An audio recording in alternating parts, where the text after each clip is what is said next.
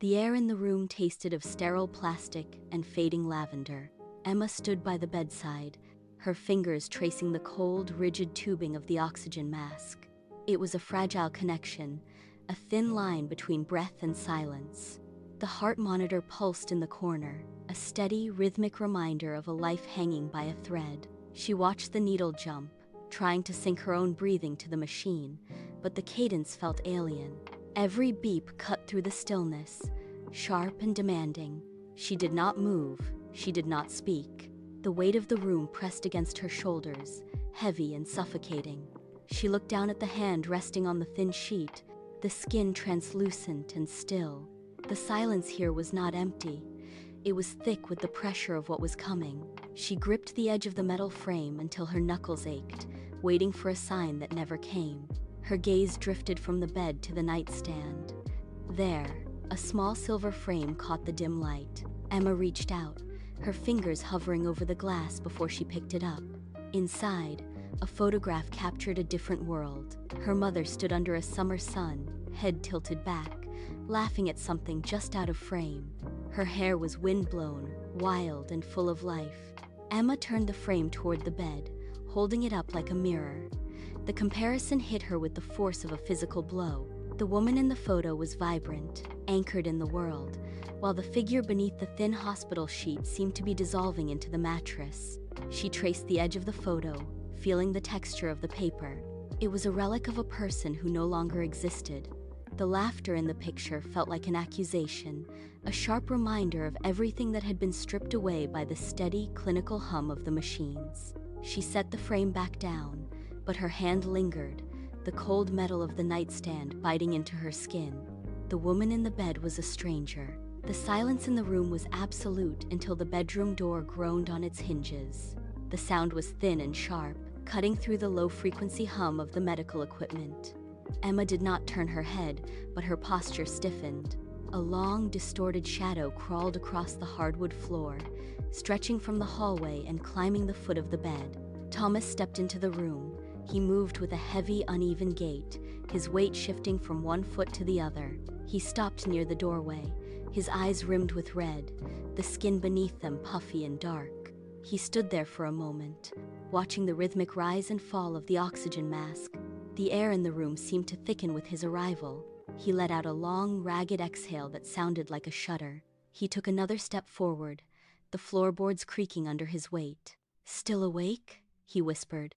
The voice was dry, barely audible over the steady mechanical pulse of the monitor.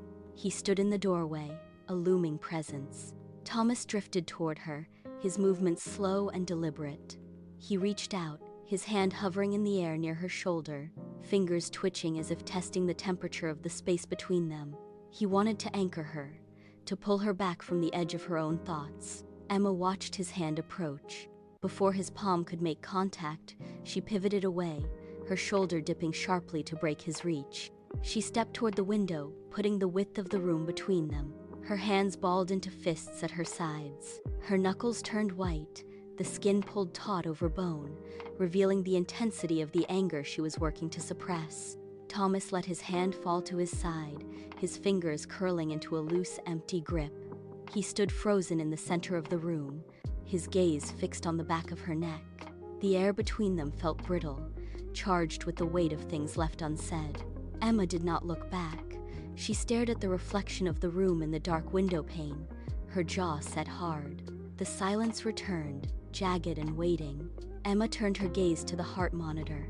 The green line traced a jagged, rhythmic path across the dark screen, a constant, flickering heartbeat. "It is harder for her," she said, her voice flat and devoid of warmth. She did not look at him, keeping her eyes locked on the machine. Thomas moved to the edge of the bed, his weight causing the mattress to dip. He reached out again, his hand extended toward hers, but Emma pulled her arm back, hugging her own elbows. "She was getting better, Dad," she said, her voice rising in pitch. "The doctors said she was stabilizing. I saw the charts." Thomas let out a sharp, ragged breath, his shoulders slumping. He looked down at the floor, his face hidden in the dim light. "Cancer does not follow a schedule, Emma," he replied, his voice strained. "It is unpredictable. You are looking for patterns where there are none. Emma turned to face him, her eyes wide and fixed on his. I am looking for the truth, she countered. You are looking for a reason to give up. Thomas stood up, his face hardening. Emma stood up so quickly that the wooden legs of her chair shrieked against the hardwood floor. The sound cut through the steady, rhythmic pulse of the heart monitor like a blade. In her haste, her sleeve caught the edge of the glass sitting on the nightstand. It tipped instantly. Water surged over the rim, soaking the surface and pooling around the base of the framed photo. The liquid began to drip off the edge, forming a dark, spreading stain on the floorboards.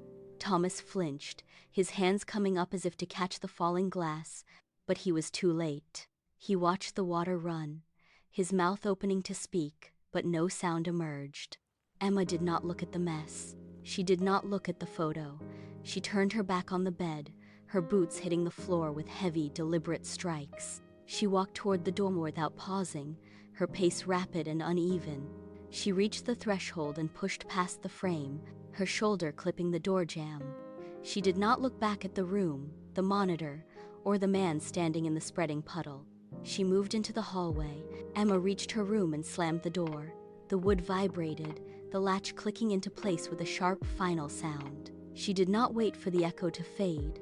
She crossed the floor in 3 strides and flicked the light switch, flooding the space with harsh, overhead illumination. She moved to the closet and yanked the doors open. They slid back on their tracks with a metallic rasp. She did not pause to look. She grabbed the first row of winter coats and shoved them aside. The hangers clattered against the metal rod, a chaotic rhythm of steel on steel. She pushed the heavy fabric deeper into the corner, creating a pile of wool and synthetic lining on the floor. She did not stop there. She grabbed a stack of shoeboxes from the upper shelf and swept them down. They hit the carpet with a dull thud, spilling their contents. She ignored the scattered shoes, her hands moving faster, digging into the dark, neglected space at the back. She tore at the remaining items, tossing aside old sweaters and forgotten gear, her breath coming in short, ragged bursts. She plunged her hand into the deepest corner of the closet, where the air was thick with stagnant dust. Her fingertips brushed against something hard and rectangular, buried beneath a layer of discarded winter gear. She hooked her fingers around the edge and pulled. A shoebox coated in a fine gray film slid out from the shadows. She dragged it into the center of the room and climbed onto the bed.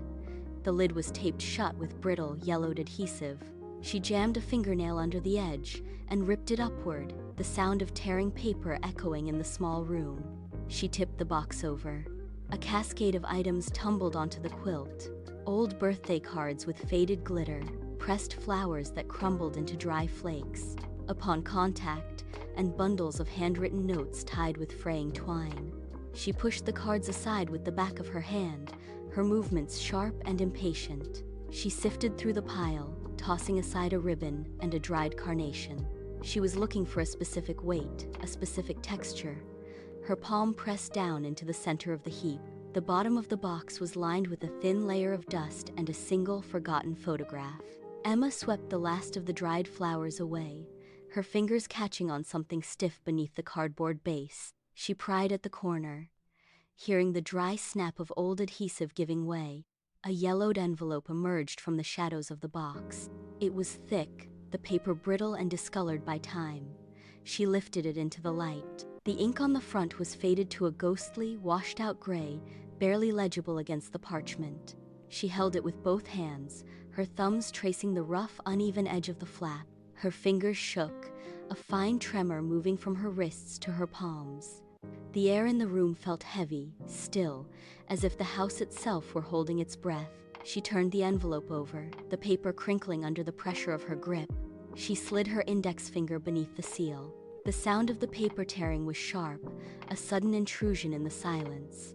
She pulled the flap back, revealing the folded pages inside, and felt the weight of the letter settle into her palms. Emma unfolded the pages, the paper stiff and resistant. The handwriting was her mother's, but the tone was cold, precise, and urgent. "Dearest Emma," it began, the ink faint but piercing. She scanned the lines, her eyes darting across the page. The words hit her like physical blows. "Your father is not who you think. I have been seeing an attorney, Divorce was the only way. He controlled everything. Emma stopped, her breath hitching in her throat. She read the sentence again, then a third time. The walls of her bedroom seemed to lean inward, the floor beneath her feet losing its solid grip. I have set up a separate account and insurance. Find them. Use them. The revelation tore through the image she held of her family. She gripped the paper until her knuckles turned white, the edges of the letter crinkling in her tight fist. She stared at the words until they blurred into gray streaks, the room tilting on its axis as the truth took hold. Emma dropped the letter onto the bed, the paper fluttering like a dying bird. She stood, her legs feeling heavy, and paced the length of her room. The silence was no longer empty. It was filled with the weight of 1,000 small lies. She thought of the hospital, the sterile smell, and the way her father hovered over the bed. It was not care, it was surveillance. The realization hit her with the force of a physical impact, chilling her skin. Her mother had not been losing a battle to a disease. She had been losing a war against a man who held the keys to her world. Emma walked to the window, watching the streetlights flicker to life. The confusion that had clouded her mind for weeks evaporated, leaving behind a sharp, jagged edge of resolve. She looked at the letter again, the ink now a roadmap instead of a ghost. Every memory of her father's gentle tone now sounded like a calculated trap. She did not cry. She did not scream. She simply stood in the dark, her pulse steadying into a rhythmic, cold determination.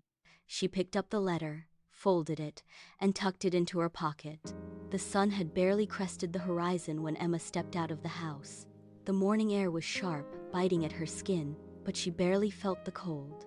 Her bag felt heavy against her side, the weight of the letter acting as a physical anchor. She walked toward the bus stop, her eyes fixed on the pavement, ignoring the early commuters and the low hum of the waking city. Every step felt deliberate, a departure from the life she had known only 24 hours ago. She reached the downtown district as the skyscrapers began to catch the light. She stopped at the corner, looking up at the gray monolith of the office building. It stood silent and imposing, a sharp contrast to the chaotic memories of her home. Her palms were slick with sweat, and she wiped them against her sides, her breath hitching as she stepped onto the sidewalk. She approached the entrance, the glass reflecting her own pale, determined face. With a firm push, the heavy glass swung inward. She stepped into the lobby, the sudden transition from the street noise to the muffled, sterile quiet. The lobby floor was polished to a mirror finish, reflecting Emma's hesitant steps. She reached the mahogany desk, the wood scarred by years of use. Behind it sat Mara Davis. Her hair was pulled back into a tight, iron gray knot that seemed to hold her entire posture in place. She did not look up from the thick stack of files until Emma was inches away. When Mara finally raised her head, her gaze was immediate and piercing, stripping away any pretense of a social call. She did not ask who Emma was or why she had come. She simply set her pen down with a sharp, decisive click that echoed in the quiet room. A faint, knowing expression touched the corners of her mouth. She had been waiting for this exact moment, for this specific arrival. Mara stood, her movements fluid and practiced, and gestured toward the leather chair positioned directly across from her. It was an invitation that felt more like a command. Emma stood frozen for a heartbeat, the weight of the folder in her bag pressing against her hip. She took a breath, moved forward. She sat down. Emma's fingers tightened around the edge of the envelope. The yellowed paper felt brittle, ready to crumble under the pressure of her grip. She looked at Mara, then down at the mahogany surface between them. The wood was dark, polished smooth, reflecting the overhead lights. Emma extended her arm. She placed the letter on the desk and pushed. The paper scraped against the wood, a dry, rasping sound. It slid across the gap, stopping just inches from Mara's folded hands.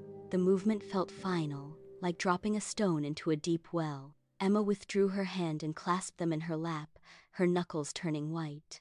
She leaned forward, forcing Mara to meet her eyes. The air in the room seemed to vanish, leaving only the weight of the unspoken truth. Emma opened her mouth, and her voice came out lower. Why was she so afraid to stay? She asked. What was he doing to her that made running the only option? Emma did not blink. She watched Mara's face for any flicker of hesitation. The clock on the wall ticked once, loud and deliberate. Mara did not reach for the letter immediately. Instead, she leaned forward, her elbows resting on the desk, and lowered her voice until it was a sharp, focused whisper. She began to dismantle the history Emma thought she knew. She described how Thomas monitored every bank statement, tracing every cent spent on groceries or medicine. He had redirected the mother's phone calls to his own device, filtering every connection to the outside world. Mara detailed the social isolation, noting how he had systematically alienated her mother from friends and neighbors under the guise of protecting her health. He controlled the keys to the house, the timing of her medications, and even the schedule of her visitors. Mara gestured to a file, flipping it open to reveal a log of restricted movements and monitored interactions. She explained that the mother was not just ill, she was a prisoner in her own home, watched by a man who calculated every move to ensure she remained dependent. Mara's eyes remained fixed on Emma, delivering each fact like a physical blow. The picture she painted was not one of a marriage, but of a cage. The office walls seemed to pull inward. Emma stared at the mahogany desk, but her mind projected a different image. She saw her father standing in the driveway, his hand steady on the back of a small bicycle. She felt the phantom weight of his palm against her spine, pushing her forward, teaching her how to balance, how to trust the momentum. He had been the one to catch her when she fell, the one to bandage her scraped knees with a calm, reassuring smile. That man was gone, replaced by the architect of a prison. She gripped the edge of her chair until her knuckles turned gray. Every memory of his kindness now felt like a calculated move in a long, patient game. She replayed the nights he sat by the hospital bed, the way he spoke to the doctors, the way he held her mother's hand. It was all performance. Emma stood up, her legs stiff. She pressed her palms against the cool surface of the desk to steady the tremor in her hands. The realization settled in her chest, heavy and cold, hardening into a sharp, singular resolve.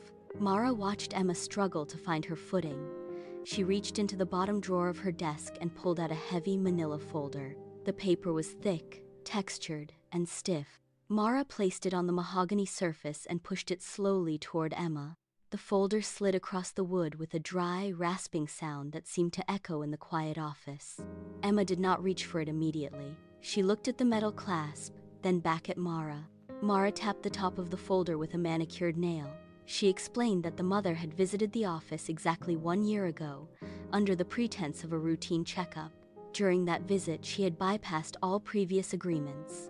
Mara opened the folder to the final page, pointing to a signature line at the bottom. The beneficiary name had been crossed out and rewritten in a firm, deliberate hand. It was now Emma's name alone. The life insurance policy, once tied to the father's control, had been severed and redirected. Emma reached out and pulled the folder into her own space. Emma flipped open the heavy manila cover.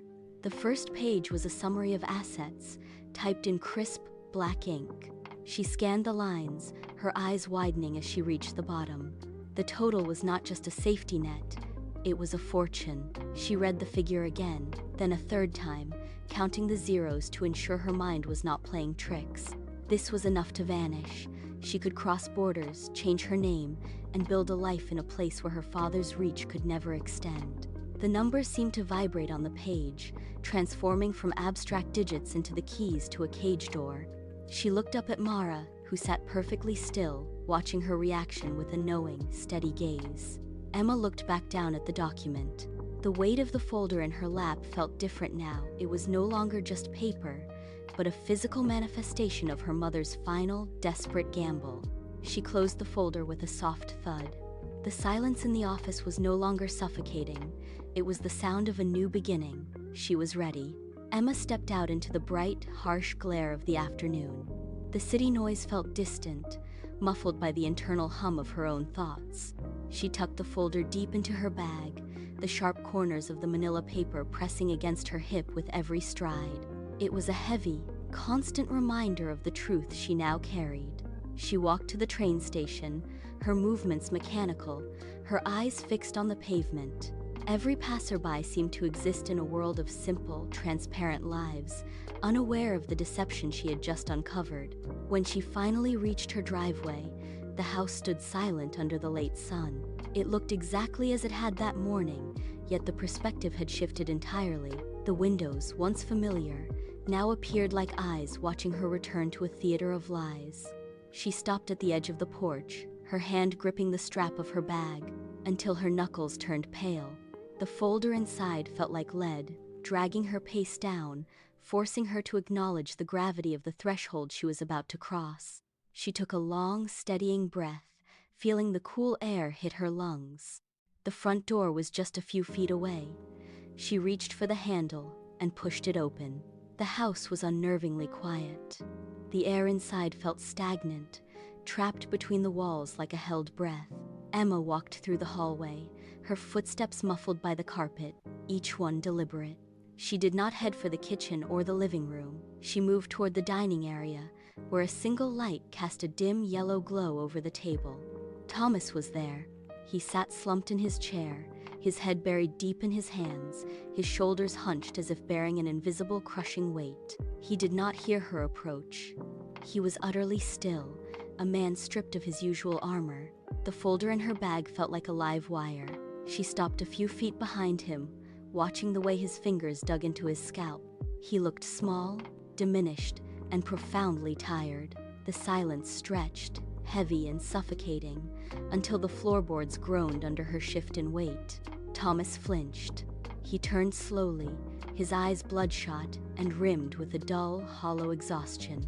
He simply stared, while Emma stood motionless. Emma did not wait for him to find his voice.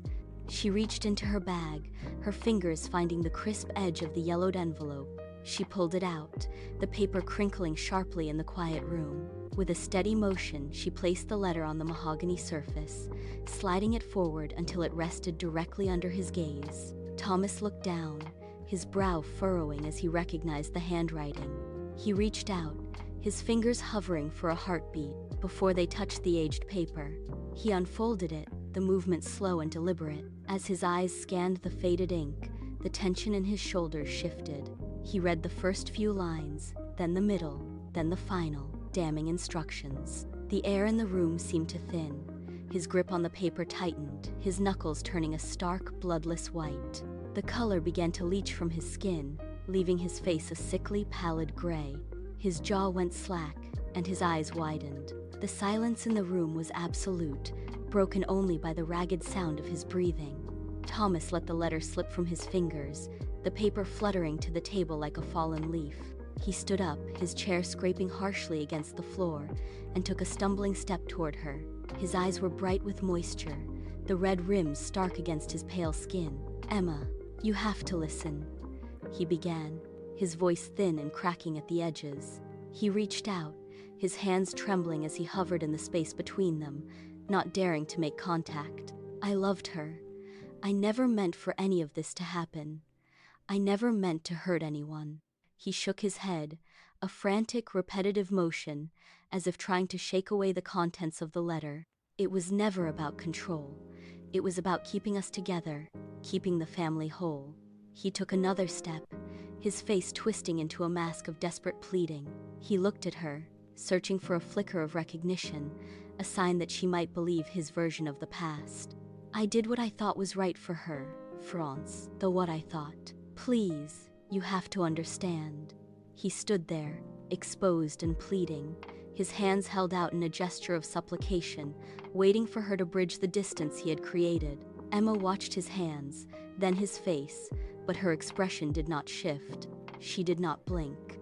She did not offer a single word of comfort or condemnation. The air in the room grew heavy. Thomas took another half step forward, his mouth moving as if to offer a final justification, but the sound died in his throat. Emma turned. The movement was fluid, deliberate, and final. She did not look back. She began to walk. Each step on the hardwood floor sounded like a gavel strike in the quiet house. She passed the table, her shoulder brushing the edge. Thomas stood frozen, his hands still extended. She kept her eyes fixed on the door ahead, her breathing steady. She reached the threshold. She stepped into the hallway, the distance widening, leaving him anchored to the spot.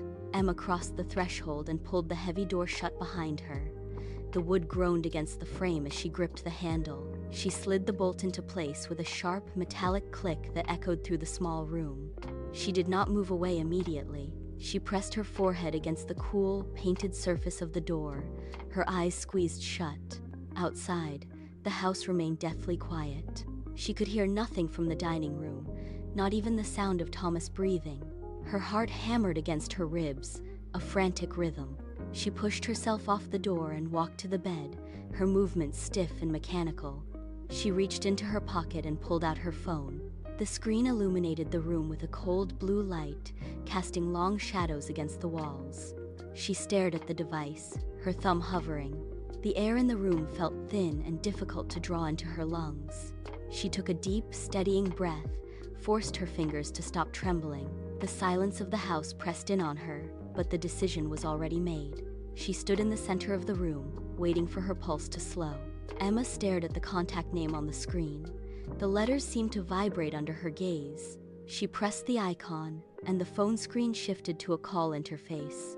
She held the device to her ear, her grip tight enough to turn her knuckles pale. The first ring sounded, a sharp digital tone that sliced through the heavy silence of the room. It was louder than she expected. It bounced off the walls, a rhythmic, insistent pulse that demanded an answer.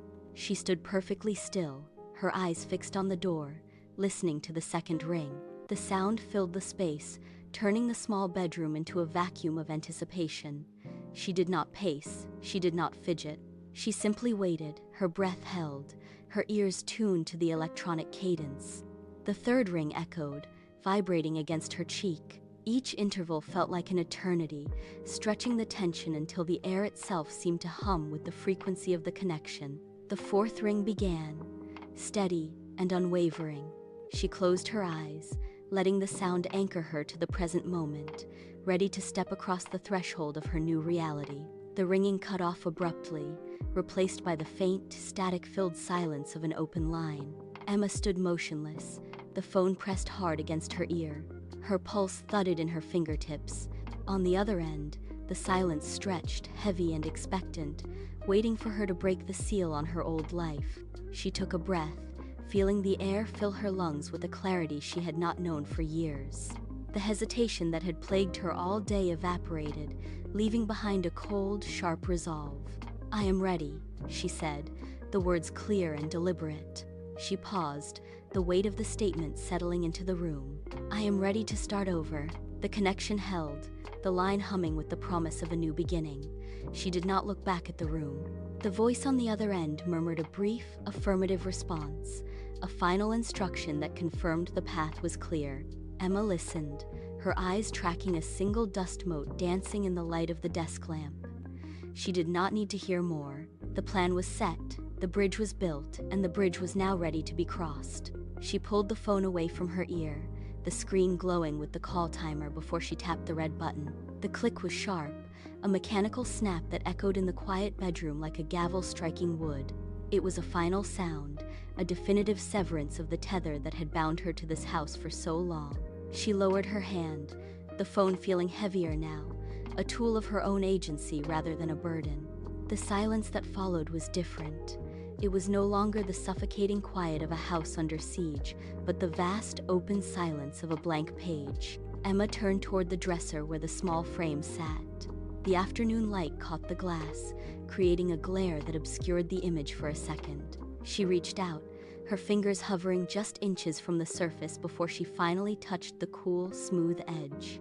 She tilted the frame, clearing the reflection. There was her mother, caught in a moment of genuine, unburdened laughter. The wind had been pulling at her hair, and her eyes were squinted against a bright, summer sun. Emma traced the line of her mother's jaw, noting the set of the mouth, a subtle, hidden strength that had remained invisible until the letter revealed the truth. She looked past the laughter, searching for the resolve that must have been there all along. She saw the way her mother held her head, a posture of defiance. Emma pressed her thumb against the frame, feeling the hard plastic beneath her skin. This was not a memory of a victim. This was a blueprint. She took in the details, the sharp focus in the eyes, the tension in the shoulders, the refusal to look away from the camera. She breathed in, holding the image in her mind, letting the weight of that quiet, long-hidden power settle into her own chest. She was not just leaving a house, she was carrying that strength forward. Emma kept her gaze locked on the photograph, memorizing the tilt of her mother's head.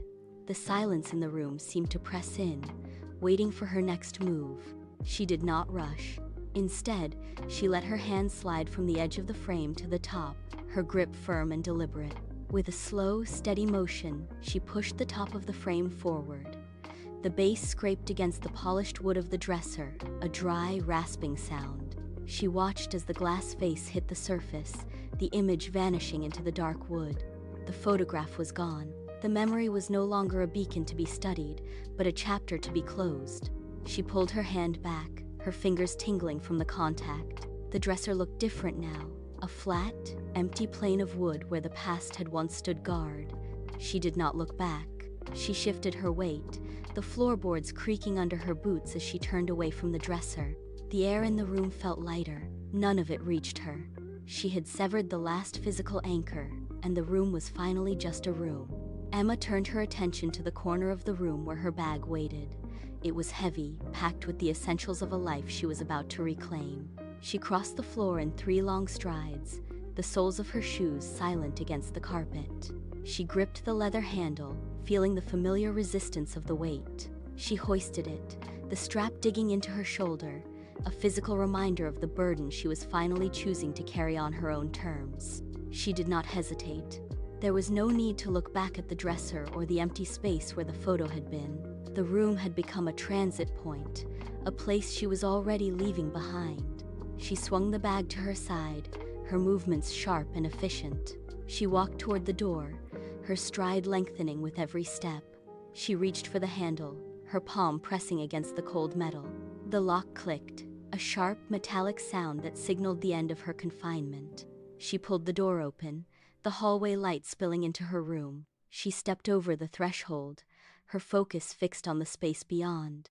She did not glance back at the room, the bed, or the house that had held her captive.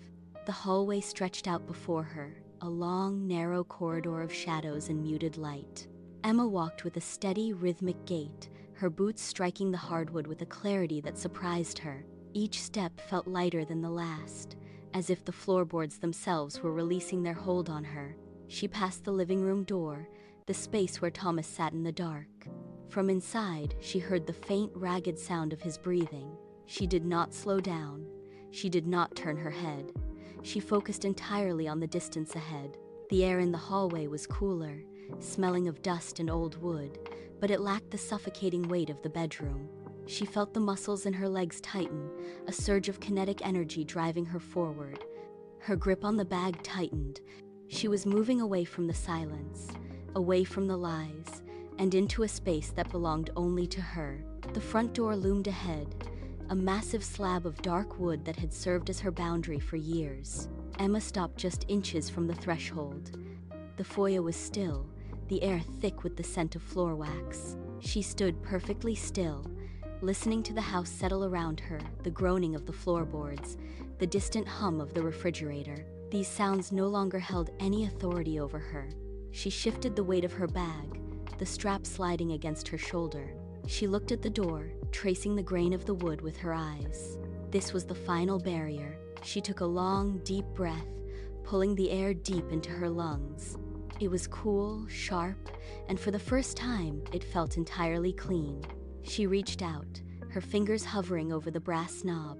The metal was cold, biting into her skin. She tightened her grip on the knob, the metal cool and unyielding beneath her hand, and prepared to turn it. The brass knob turned with a sharp, metallic click that echoed in the quiet foyer. Emma pulled, and the heavy door swung outward, revealing a sliver of the world beyond. A sudden draft of fresh air rushed in, swirling around her ankles and displacing the stale, trapped scent of the hallway. She did not hesitate. As she stepped forward, a floorboard creaked behind her, a ghost of a sound from the living room, but she did not turn.